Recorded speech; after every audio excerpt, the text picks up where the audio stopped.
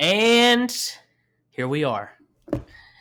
Podcast 1558. This is episode 5. I started thinking I'm probably not going to say that anymore every time the episode because I will lose count north of 7 or 8. Yeah. They're going to start racking up. Yeah, and I'll just be saying the wrong number. Joe Rogan doesn't say, hey, this is episode number 1576. Anyways, I've got Justin Herrera is back with us this week. Didn't have him last week. We got Matt Bird in the house, and I'm Billy Trullo. We are hanging out. Just wanting to talk shit. We're glad to have Justin back. I know we've got plenty of things to go on tonight, and something I don't want to waste any time getting to for a couple of reasons is LeBron James getting knocked out last night. And I used to be such a LeBron guy. For reasons I think we just won't talk about on this show, I'm not a LeBron guy anymore. So I loved seeing that. I wanted to stay up and watch that game. Whatever, the night's shutting down. I flip it on. I want to say there's probably 8 minutes left in the half, and they are just getting their ass beat. And that was awesome. That felt really good. But Justin, you can tell me in a realistic response what's actually going on in the NBA playoffs right now. All right, so here's one thing. One thing it will not tolerate. Oh, my kid's crying. I'm sorry. One thing it will not tolerate though is LeBron slander. Well, I won't tolerate. I'll never do it. Here's the reason why. And I'm just gonna spout this off. Listen to this, and this is just insane. All right, this is just playoff LeBron. Games first, minutes first, wins first, plus or minus first, points first, steals first, field goals made first, free throws made first, assists second, 3 points made second, triple doubles second, double doubles fourth, rebound sixth, blocks 10th. That's year 18 of LeBron James at 36 years of age, and didn't have Anthony Davis. Didn't have Anthony. Dennis Schroeder's the ghost of, what are they going to do? And in the competitive West, with a Phoenix team that everyone considers the up-and-comers, you've got CP3, and anywhere he goes, you're immediately guaranteed a playoff spot. Devin Booker, who everyone thinks is like the future, so he was a lot of fun to watch. Yeah, I can't sit here and be like, man, LeBron, you really dropped the ball on year 18 in the league. I know. Very first time not making it out of the first round. Like, how many times did Jordan get bumped out of round one? But what I don't like about the NBA so much right now is that, outside of injuries, the Lakers, it seemed like, the past 2 seasons now, they're going to win. I mean, they're going to go get it. And whatever. And I'm just glad to see there's going to be something different happening in the finals this year. When was the last time LeBron was not in the finals? It's been at least 6 years, I think. Man. That's insane. That is insane. And it is refreshing that we're going to get something different. At least in the finals. I wouldn't mind seeing a team like Phoenix who's done what in the last 100 years? They've done nothing. I think they haven't made the playoffs in the past 10 years, actually. That's awesome. So, and I'm all for, the West is open at this point. It's not Golden State. It's not some... I'm sorry. I got a kid sneezing and stuff. So it's just, it just is what it is. I love that the West is open. And then I feel like what we're getting right now in the East should feel like an NBA Finals matchup with the Bucks and the Nets.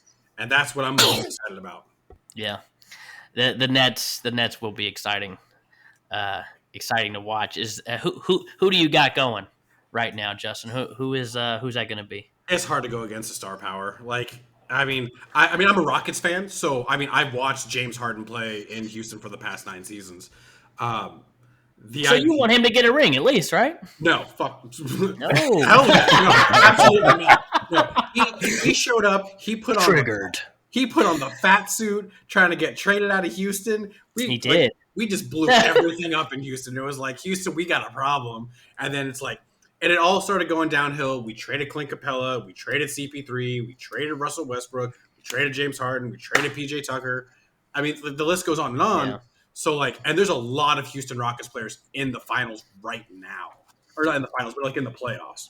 So, it's just one of those, like, if he gets it, cool. But it's kind of the same vibe as, like, when KD joined the Warriors. You know, you're like, I don't really respect this ring. This ring, yeah. Is that how you feel about some of LeBron's rings? The Miami rings?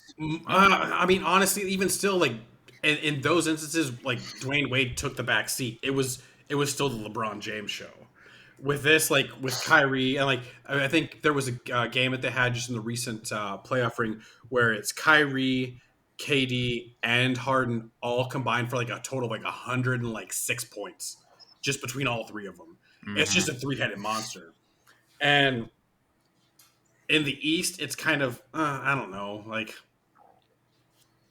I'm not mad if James Harden gets it. I'm just, it just gives me Golden State vibes. It just gives me Golden State vibes, that's all.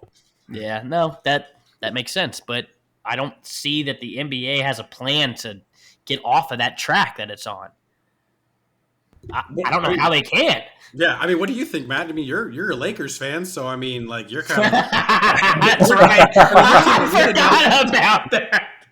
Thought that would go unnoticed. My bad, dude. I mean, I don't know. I don't think the Nets could stop Giannis in the Eastern Conference Finals. I don't think they have a single person who could stop him. I think he's going to go off. I think it's going to be Bucks Suns in the finals. Ooh. I can dig it. That would be awesome.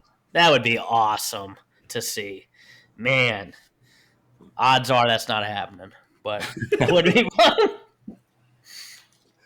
I'm drinking vodka, water, Mio right now, just a little bit. I'm not getting drunk. Brought to you in part by Wild Cherry Pepsi. Nice. Dude, this time next week, by the way, gonna have another Chiefs fan in the house. Little junior podcast is what his name is, and he will be here on Tuesday. So that's the plan is bringing him in Tuesday. In case it happens prior to then, that's why I'm not gonna have 10 of these drinks. Here's the stuff that you've got to look forward to, like, just to get, like, silly. Like, my kid was, like, crying, right? And you'll get used to this, but, like, she just, like, climbed up on my seat and just passed out on the desk. So, like, there's being a parent's weird, dude. There's gonna be a lot of weird shit going on, but that is hilarious. Man, you'll still have time to, like, talk sports and shoot the shit and stuff like that. So. We'll have to put a parenting 101 part on the show. Hey, man. That'll get a different demographic. There you go. Rather than just me watching the videos over and over again. Honestly, man, all those videos and stuff like that, it just kind of goes out the window. You know? No, me, I'm the one watching the podcast over and over and over again. Hopefully, we can get some different viewers other than myself. If we'll talk parenting. But yes, anyways, back to it. I am with you. There with what we were talking about in the basketball, whatever the fuck that was all about. But I'm glad we're going to see possibly something different. Did you guys see this Orlando Brown clip at practice? Oh, yeah. Sent Tyreek Hill flying? Hey, man, you need to calm down. Not that. You can't just throw around the Bentley keys wherever you want. I about threw up my heart. Yeah. I watched Tyreek Hill go from this to, like, that. And he didn't just jump back up either. He got up, but he usually has a little spring in his step when he does. That one caught him off guard, to say the least. I appreciate the enthusiasm, Zeus, but let's tone it down just a little bit, man. I am getting more and more excited about this offensive line. I'm so glad everyone is at camp. We're hearing about the superstars around the league, the guys that are supposed to be the GOATs in the league, not around, and not winning rings in a while either. The ones not hanging around. Maybe change your fucking attitude if you want to get a ring. Well, and one of the things I think that I'm really excited about seeing is, like, so they had, like, the Patrick Mahomes, like, golf tournament, right? And like you, Yeah. you saw like a lot of like Chiefs players there. You saw like Travis Kelce, and then one of the things I was excited about was seeing Kyle Long there. I don't know Yes. why, but like that whole just like building that camaraderie with your quarterback, like and like that dude just looks jacked. Like Yeah. I wouldn't want to like walk down a dark alley like just being him. I'd be terrified. Yeah. That was awesome, and I believe Pat's dad was with him too, right? Yeah, yeah. Yep. Man, that that you are right. It is awesome that they are clicking the way that they are. I don't know if you saw. Someone posted a picture at a Mavericks game. Two pictures. A picture of Dak Prescott and Zeke at a game. And I could be wrong here. I assumed the pictures were from the same game, but it's two different pictures. They're not together. They weren't. They were separated, and maybe I'm wrong. And maybe that's the way they framed the post. But I just thought, like, I love seeing Patrick and Travis just be the bestest friends in the world when they're running around. Honestly, I just think this team's just built different. I know that phrase gets thrown around different, like a whole lot, but the camaraderie between like this team and how much these guys all seem to just vibe with each other. There's not like, I feel like they're trying to recreate that right now in like Baltimore. Like you've seen those whack ass clips. They're like, look at Lamar Jackson lob a pass to Samuel Watkins. Like, We will be talking about that. operative word like there. I think they want to like try to like project that, but like this Chiefs team, like, and I think that all really just kind of comes back down to like coaching and like Andy Reid, the culture that's been installed here. Because I mean, we remember what it was like pre 2012. We remember the Todd Haley, Matt Castle, launching 25-yard Hail Mary days.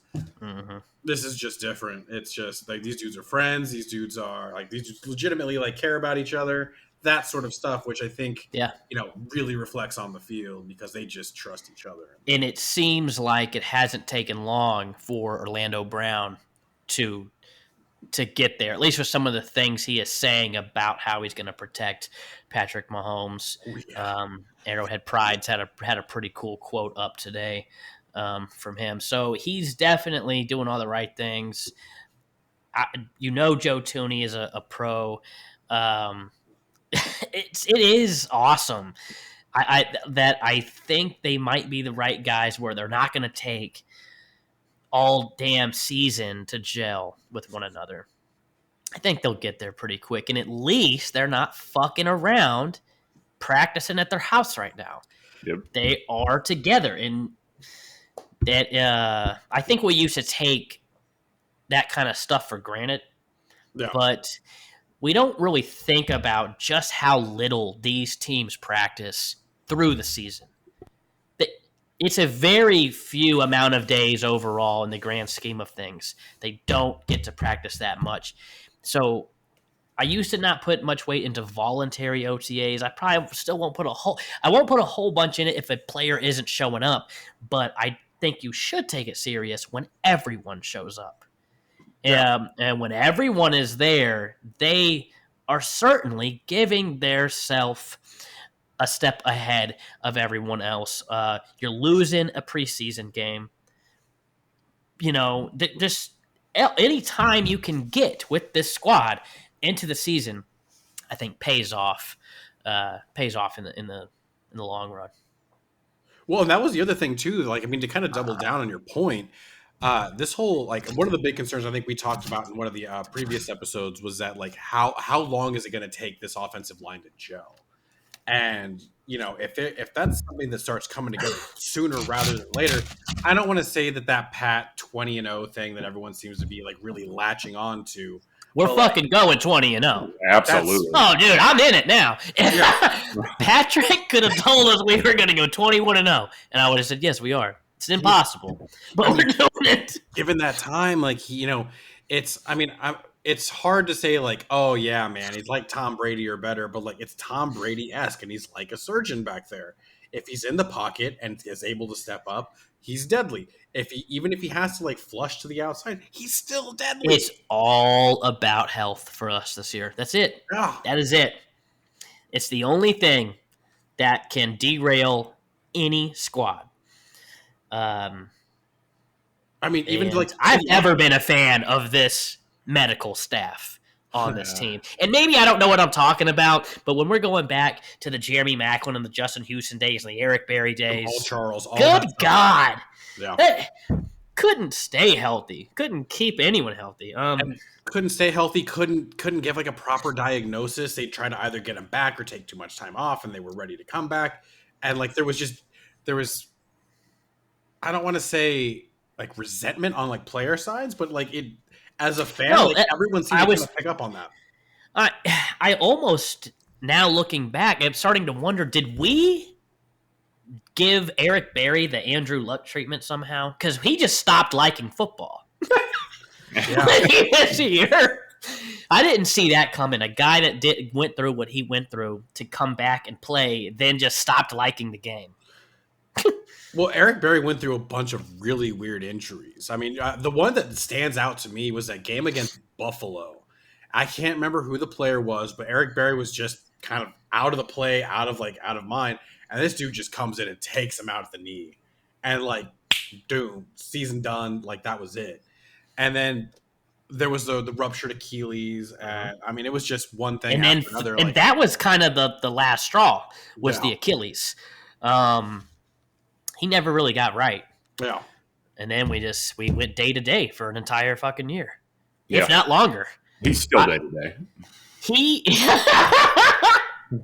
That's his status on Twitter right now. He's got that brand nonchalant. If you want to throw me a check for saying that on this show that I'm going to watch 10 times, I'll take it. I know. Yeah, it's so awesome. All of us believed so much in Eric Berry.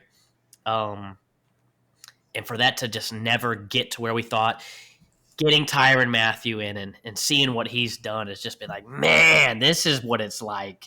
Kind of like what we were seeing with Patrick. We were just seeing a whole different defense when you have a captain back there on defense. It is something else. Well, let me propose this question then. Like, of all, like, let's just go Chiefs history. In general, Chiefs history, recent, not so recent. Who's one player you would bring back and put on this squad? Derek Thomas. Yeah. Derek Thomas, he's answers number 1 and 2. Both you guys go Derek Thomas. I go Jamal Charles. My God, what that man did when literally it was 9 men in the box. Yeah, because I get it. Were you trusting Matt Castle to sling it to Dwayne Bowe? Like, yeah, they just loaded 9 in the box, and he'd still average 6 yards a carry. I'd go Priest Holmes over Jamal.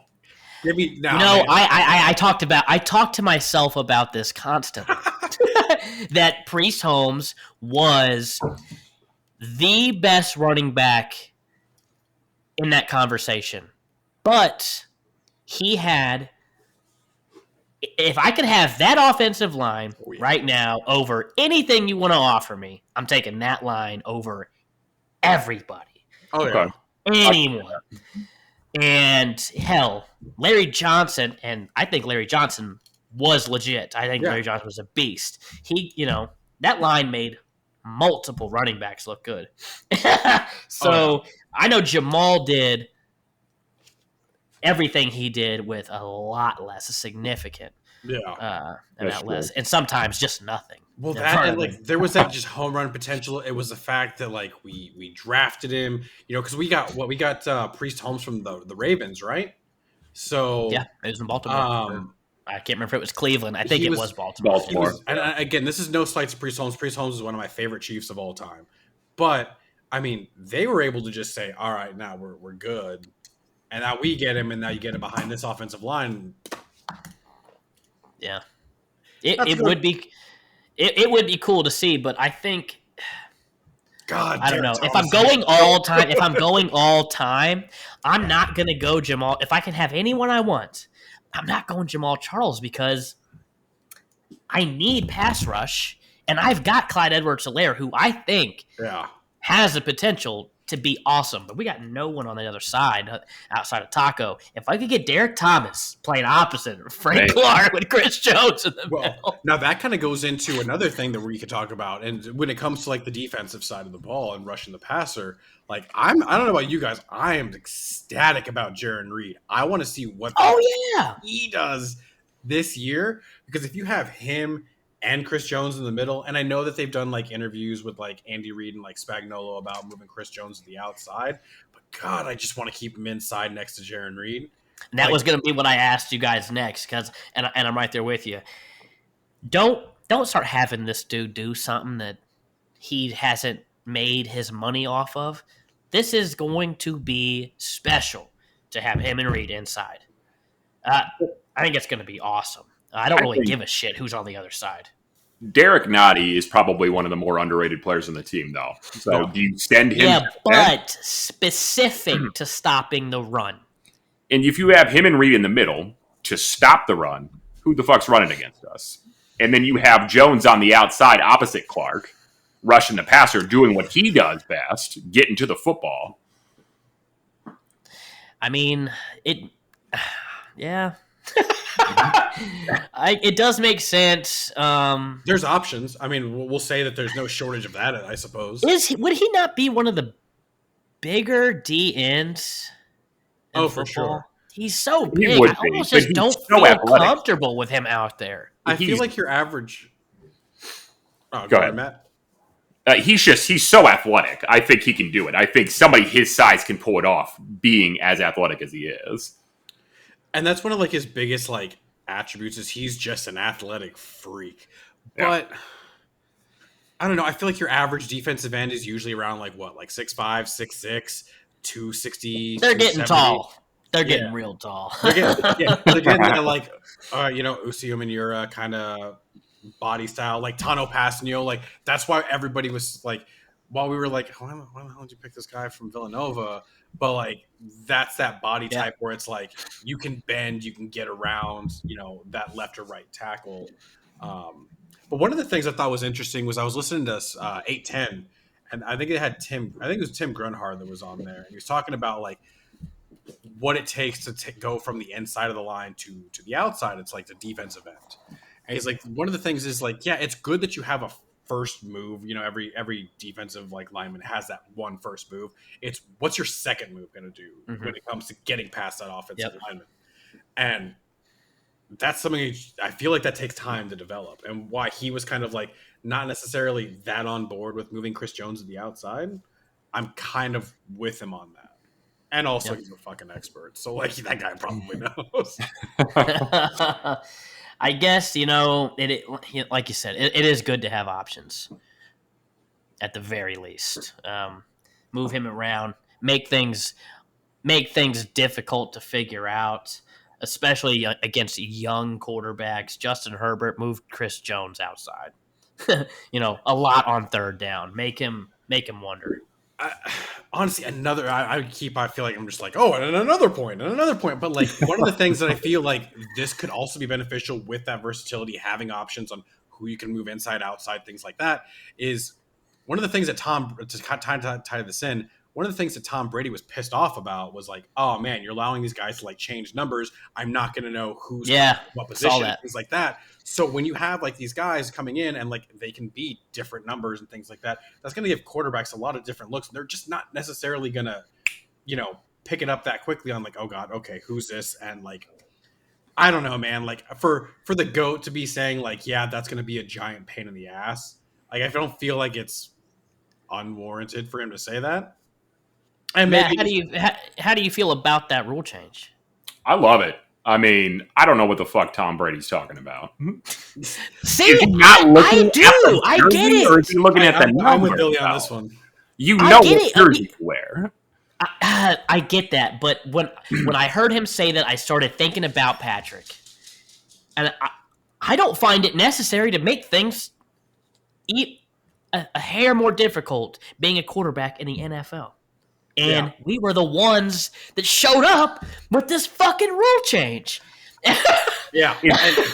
And that, I that was mean, the it other is thing what too. it is. It's like you can now have like linebackers wearing like number like 35, and like you can have safeties wearing like number 6. You know what I mean? Like it's just one like extra thing, and you're like, okay, well, I used to know that like defensive linemen were always like in the 90s or whatever. You know what I mean? Like, And a single digit number makes you look so much smaller. You just look so much smaller in a single digit. And I do think it could get confusing if I'm reading, is it a linebacker? Is that a corner? Is it a safety? I mean, you better know more about that dude than Yeah. his number. I mean, you'll learn it, but you're just, when you're making these reads and seeing single digits, your brain is thinking certain position. yeah. And hopefully I'm overthinking that, but Tom Brady brought it up. And also, So, fuck that guy. So, and respectfully, okay. yeah. That I don't. He seems I like guess a we'll nice see dude, what though. happens. He does seem like a nice guy. I've always thought he is, or maybe he's a super big prick. And what I thought was, maybe he's not. I don't know. What I thought was interesting. I think it was yesterday.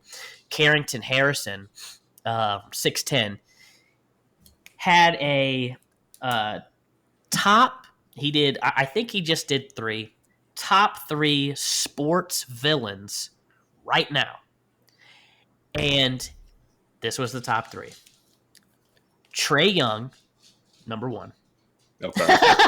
For his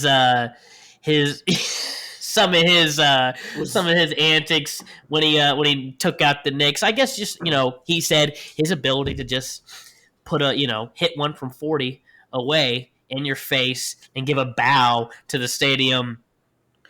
Got that bad boy shit going on. Let me hear this list before I start talking about Okay, shit. number 2. This is where, thank God I was going into the gas station or pulling the car over. Patrick Mahomes.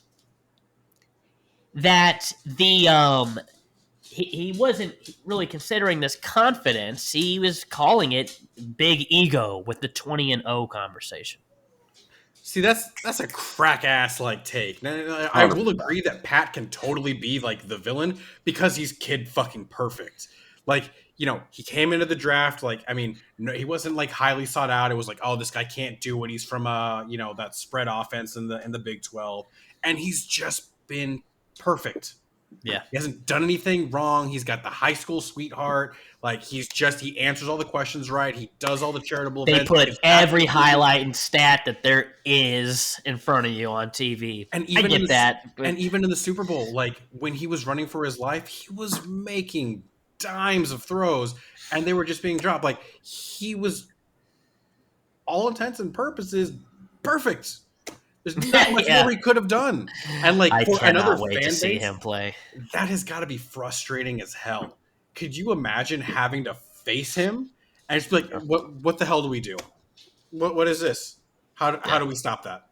How does a guy go horizontal and still drop a dime 40 yards down the field? Yeah. Number 3 on this list was Steph Curry. For, I guess, what really similar reasons to Trey Young. That ability and his, he can just kind of close his eyes and throw one from the fucking stands and piss you off. Well, let's do the round table. Let's do a top 3 villains from each of us and see what it is we come up with. All right, well, I'll go first. Thanks for asking. I would, only because we were just talking about this. Tom Brady's number 1 for me. When has he not been the villain in sports? He's always been the villain since his 4th ring. It's no one's ever been, not anyone outside of being a Patriots fan or now a Bucks fan, has anyone been like, God, I really hope he gets this next ring. Maybe there's a few people out there, they want the Michael Jordan shit, but he gets fucked up, does what he wants to do, and he wins no matter what. Number 2, man, Logan Paul. That's not right a terrible take. Right now, God, everyone hates this dude. Just the Paul brothers in general. Just the other brother is the other one that doesn't hate them. Maybe their parents, but maybe I'll stick with what Floyd Mayweather said. They're not real fighters, but they have an ability to draw in a crowd.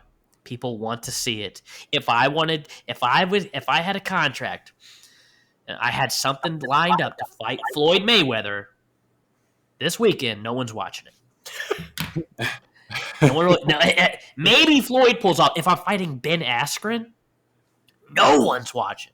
No. Nobody's watching that. Floyd can pull a card fighting a ghost, but Ben Askren, boxing, he's not a boxer. No one wanted to talk about that. Dude doesn't box, he's a wrestler. No. And an out of shape one at that. Like he had a body like me, all right? And that's after training. After Logan Paul, right now, I kind of feel like Aaron Rodgers has sort of a prick vibe around him. I'm not in that camp, but I think he does kind of seem like he could be a dickhead, and he's doing whatever the hell he wants to do right now, and he's showing it doesn't matter. What about you, Justin? Who give me, if you can even come up with three absolutely. sports villains in sports right now, do not have to be athletes. Yeah, no, I'll try to keep it up to like different like sports too. Football wise, I'd say Tom Brady's number one, right? And here's the reason why. It's not just one thing with Tom Brady. It's a multitude of things. It was the cheating in New England. It was the fact that he was a 6th round pick. So that gave every NFL franchise like, oh, we can draft a quarterback in the 6th round and maybe we'll find our Tom Brady. It was the tuck rule. It was the deflate gate. It was literally just anything. It was complaining. The wife. You know what I mean? Like, it's all of it. And like, again, he might be the nicest dude ever. And that's why I say whenever I talk that shit, I'm like, respectfully. But like, from every other, like, of the 31 other fan bases that's not New England or now in this instance, I guess not Tampa Bay, everyone's like, man, fuck this guy. Like, it always just seems to work out for him. But also he's really good. So, like, you know, you have to give credit where it's due, but he plays the villain role pretty damn well. Yeah. Next one, and this is one, like, I'm really, like, surprised that he would, like, Harrison would have gone with, like, Trae Young. Like, I think he was, sticking to currently, so relevant basketball being relevant, right? Yeah, so, and I'm like, Trae Young's just a baby right now. Like, if it were me, and this is coming from a Rockets fan, Damian Lillard would be way, way, way above him. The amount of times that guy has ended a playoff series on a 3-foot shot, or like a 3-point shot from like 35 out, and then just to the crowd. He did it to Houston. He did it to Oklahoma State, like most recently when playoff Paul was like, man, that shot was whack, and he still like drilled it on him. So like, that's one of those things where it's like, I like that. That's one of those ones where I'm like, God, like he's so good. Like if he leaves Portland this year, like I'll be happy as hell for him. Like I want to see he's so good and has done so much with absolutely nothing. He's a player where I wouldn't care if he went to like a decent team. Like if he ended up in like Miami and played with like Jimmy Butler or something weird like that, or like they swapped him and he goes over to Philadelphia and plays with like Joel Embiid, I wouldn't care about that at all. I'd be like, go get your ring, dude. Yeah. I'd be happy with that. Number 3, I feel like this is kind of like circling around the exact same point, but Floyd Mayweather kind of puts that mark there. You fall under one of two camps when it comes to Floyd. You either absolutely love this guy, you love the bravado, or you want him dead. Yeah, he's done some super fucked up shit, and like you're just like, man, he really has. Tough guy to root for. Very tough guy to root for. Yeah, and then you're like, to hell with this guy. And now he can just float his money in front of your face and just be like, yeah, what you gonna do about it? So, okay, well then, let me ask you this. Maybe we haven't been looking at the correct genius in the equation of this fight. Did Floyd Mayweather find a way to make everyone root for him by making this fight with Logan Paul? If you're, it kind of seems like that. So I'm rooting for Floyd, and here's the reason why. Like I grew up watching boxing, So I grew up watching Floyd, De La Hoya, Mayweather, all those guys, Manny Pacquiao, it's one of Other those ones. things. No, like, what I mean, like Mike Tyson, Pernell I get it. Yeah. That one guy. Canelo. Alvarez, like all these guys, right? And you've got these two, kid YouTubes coming in, and like they're drawing the attention, which is great for them. Like, fuck yeah, get your money. But boxing, I think, is in such a bad place when that's the big draw. And boxing's been in a bad place for a long ass time. And it's honestly since the heavyweight division went downhill. Like we're getting Deontay Wilder, Tyson Fury, round 3. I can't wait. But like that second one, like Deontay Wilder came out dressed like he was one of the villain from the Ninja Turtles, Shredder. Like that, or like one of the goons from like fucking Lord of the Rings. So it was just goofy shit, and everyone loves heavyweights. It's those high, like those heavy knockouts, man. But I just want to say, we just went from number 3 villain on your list to rooting for him this weekend. That's exactly it, though. Like, and that's the genius in that. And exactly. If there's one thing that he is, it's a fucking entertainer. And dude, he's great at it. So I have no other like qualms with anything. Like, I mean, it's like I will root for him because I'm rooting for the sport of boxing. Like, I would hate to see boxing's, although retired, 40-0 get his head blown off. Never lied. And then Logan Paul or Jake from State Farm, for all I care, comes in and just knocks his block off. Now, I don't think for a second that's going to happen. But if it did, neither. Oh, that would be a bad look for boxing. I will say this then. If Floyd doesn't knock him out, I will be very disappointed. I think he's going to toy with his food. Then he moves up as number 2 on the villain list because no one wants to see Logan Paul lose in a decision on a card in some boring fight. We want to see him get jumped and get his ass whooped. I think Floyd's going to play with his food. I think it's just going to be he's going to duck. I don't know what that means. Okay, so Floyd was originally an Olympic boxer. One of the things in Olympic boxing is you really kind of rack up your points on like dodge, like avoiding hits. And he's phenomenal at it, right? Yes, he is. Yes. I think he's just going to let whatever Paul he's fucking fighting go for haymakers and try to knock him out. Which is all he's going to do. It's all he's got. Yeah. And he's going to tire him out and then eventually just one Boom. Good cold cock to the jaw. Like, you're out. And it will be funny. Yeah. That would be nice. Matt, Patrick, do you got 3 villains for us? I'm sending this directly to Carrington Harrison, by the way. I have 4. You have 4. There's a lot of hate in this man's heart. The first one, I think they kind of go hand in hand. It's Tom Brady and Bill Belichick.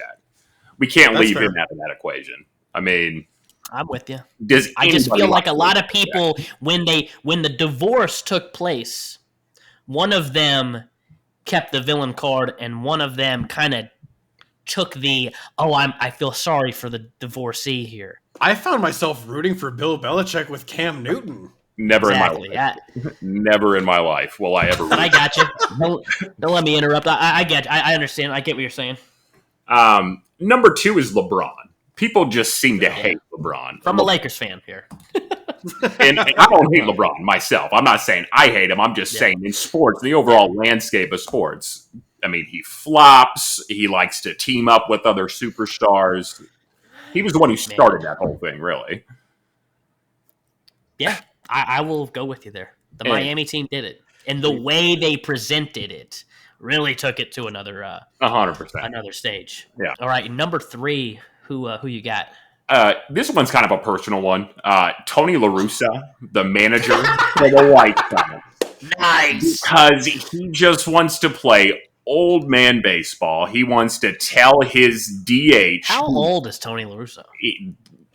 5,000 years old. I mean, he can't play any other way. He can't handle this shit any other way. No, and he wants to tell his DH, who's a rookie and fucking killing it, by the way, to not hit a home run just because you're up 15-1 or whatever it was. Like, you play old school. to win the game. Opposite of what baseball needs right now. 100%.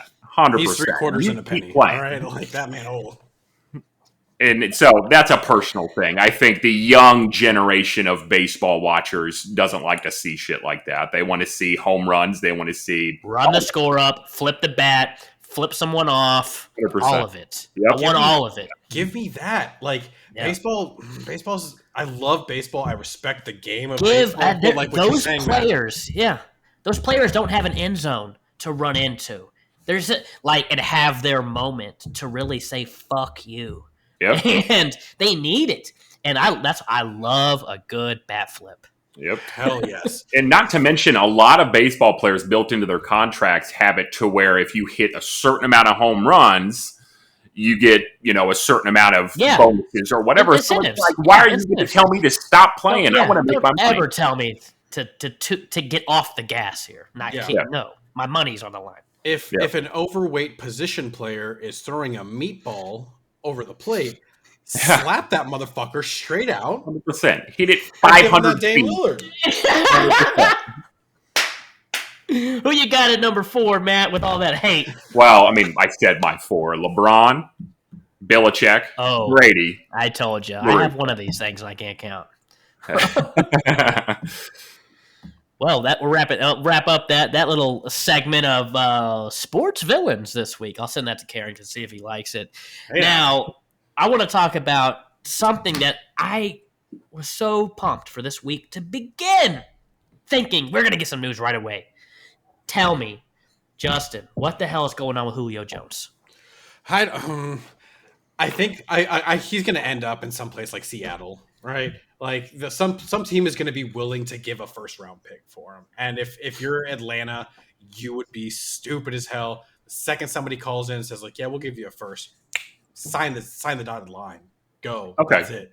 Then I don't think that, if you think that they trade a first for Julio, if you're Russell Wilson, are you more pissed off that you're trading something that you could draft a quality offensive lineman to protect his ass next year? Nah. I think too much hype comes with Julio that you're not going to get pissed off about it. You're going to at least get lost in the hype and say we're going to go win a ring. But Russell should know better than anyone. Yeah. I don't think Julio changes that team that much. So here's where I think it could impact him and why like he might be like, oh, maybe like okay with it as opposed to like saying like, hey, we could use that draft capital for an offensive lineman. Is a type of receiver that he is. He's a possession receiver. So, you can pretty much back shoulder, toss it up in the air, and you've got two great options with not only Julio, but DK Metcalf. And then you've got your downfield threat, with Tyler Lockett. Yeah. So, you've got all areas of the field covered. But you better be able to establish a run somehow. I don't know. I think DK and Tyler are really good together. The way they contrast. Julio is kind of just on the side of DK Metcalf doing the kind of the same thing. But you're right. If he doesn't have time, you're not going to get the most out of Julio Jones. Yeah. That's that. I'm sticking with New England. Okay. I think he's going New England. I posted that earlier this week, caught quite a bit of shit for it. I was kind of saying I thought it was done. I thought it was wrapped up. I thought the players like Sony Michel, who is on the fringe of getting out of there, was involved in the trade. Still think that might be on the table. People told me I was fucking stupid, so maybe I am. But that's Twitter. I think it's stupid that Julio even entertained the idea. I didn't come up with this myself. Julio wants to play with Cam. Yeah. He said that. So I think that's dumb. Maybe it's just his friend. He wanted to make him feel good, and he knows there's no fucking way he's doing that. But he's had to have seen Cam Newton play at least once since the 2015 Super Bowl, because it's two completely different people now. I'll tell you where he doesn't want to play is fucking Dallas. So, hey, send me, if I'm Julio Jones, send me to Dallas before you send me to fuck to Baltimore. Yeah. Yep. Oh, I would rather catch passes from Dak Prescott than Lamar Jackson. And a 19-year-old just kind of punting the ball to you. That little clip that who was it? Bleacher. I don't know if it was Bleacher Report or one of those things posted that video that Baltimore media staff people would have had to have gotten provided out. I would imagine that shot of Lamar throwing that freaking alive duck to Sammy Watkins, like they were excited about it. Look at the connection. He could have killed Sammy with that ball. This thing is flipping around. Could have gave him a seizure. I don't know. That was it's hilarious that they found it necessary to post at all, to give to anyone.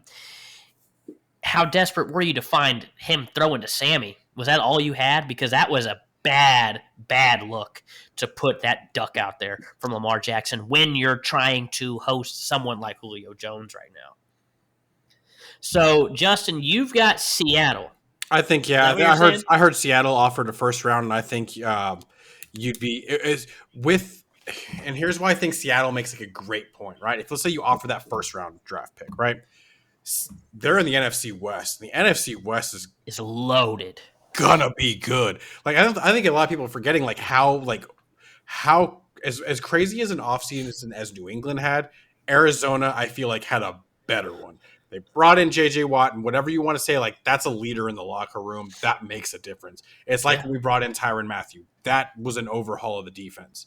So you bring that guy in, you bring in AJ Green, you have DeAndre Hopkins, you have Larry Fitzgerald. Like you have veteran guys that are going to get stuff. And you have what you feel is a quarterback more than capable of doing everything you got to do to go get a ring. And I believe that in Kyler Murray. I like Kyler Murray. It's weird because I like him because he's more like our height. So.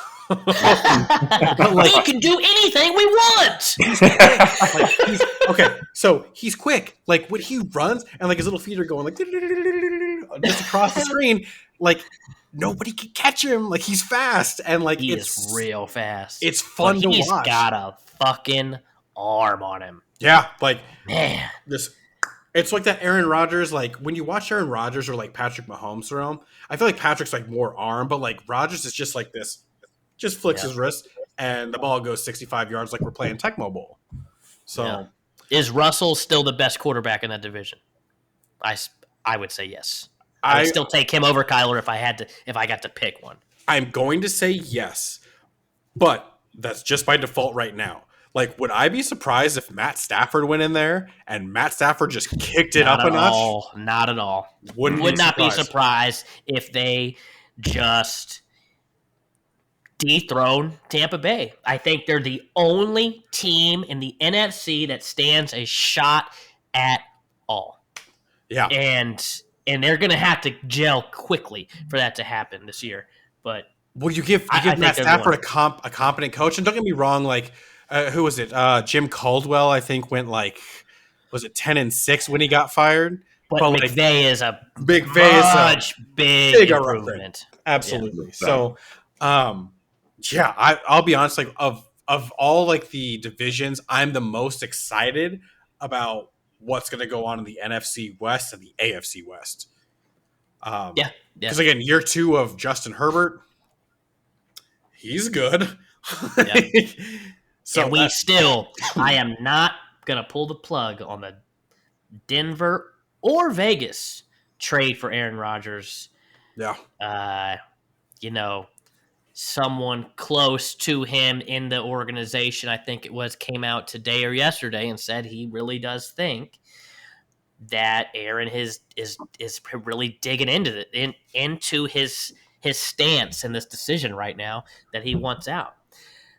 I don't know if, that's a close friend in that organization trying to help move chips around, moving pieces around on the board for Aaron to try to encourage Green Bay's hand.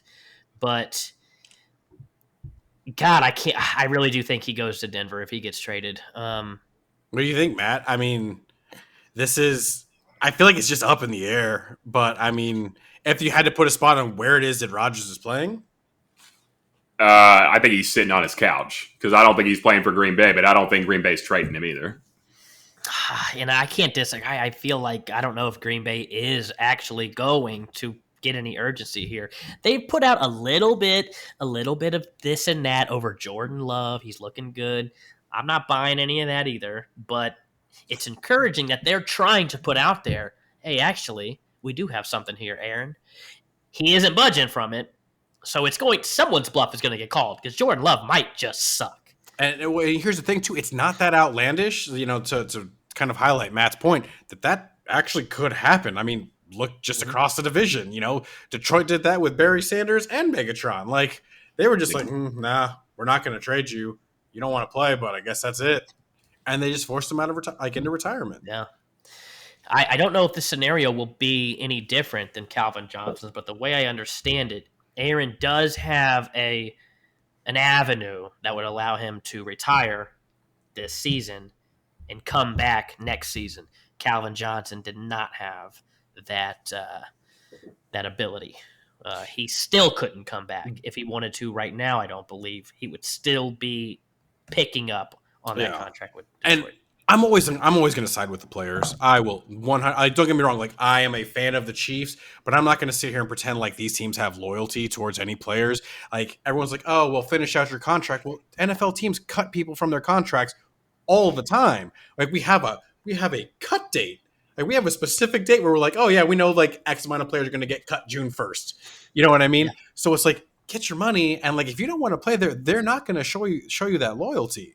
Like, that happens to everybody at some point in time. I mean, unless you're the rare ones that finish your career out where you started. But for the most part, and most players, they can get cut at any point in time just to save salary cap, or they'll try to force them into restructuring, and then they won't. Yeah, you're absolutely right. So I think we touched on a lot of good stuff tonight, a lot of things that I've been dying to talk about. I can't wait to see what comes in these next few days because Julio Jones is going to – that move's happening at one point or another, and I'll be very excited to see what happens there. There's going to be I think there's going to be a few other big pieces moving around that we'll be able to talk about in the next week. Maybe I'm with you guys next week. Maybe I'm not. We will see. But for tonight, I got Matt Bird and Justin Herrera with me. I'm Billy Truelove. We are out.